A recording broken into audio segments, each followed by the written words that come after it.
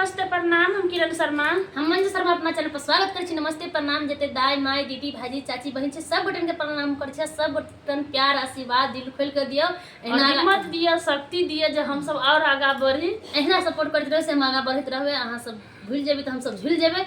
भूल के कोशिश नहीं करब। बहुत प्यारा सा झूमर लगा आयल छी। अहाँ सब जरूर सुनो, जरूर कमेंट करू।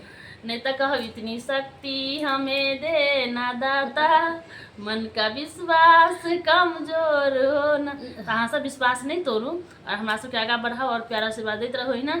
बहुत प्यारा सा झूमर गीत छे, अहाँ सब जरूर सुन कर बहुत प्यारा सा झूमर है। कहाँ सोबे सैया कहाँ रे ननदोइया, कहाँ पर सोबे न दिला लंगा ना देव सके, दिला लंगा ना देव बराबर। अहाँ सब फुल वॉच करके सुनो और कमेंट बहुत सा प्यारा सा गीत है। से गीत के जरूर सुनबे, जरूर लाइक कमेंट करबे कि गीत केहन लागल। सब दिन पिया सोबे देवर जरूर सोबे छी। बिना पिया के मन नहीं भावे, बिना देवर के अंगना नहीं भावे। कि जरूर अहाँ सब कहबे त कहावत में सुनने में, बिना पिया के सेजिया उदास, बिन देवर के अंगना उदास। बहुत प्यारा सा गीत है। सब जरूर सुनबे, जरूर कमेंट करबे। कहाँ सोबे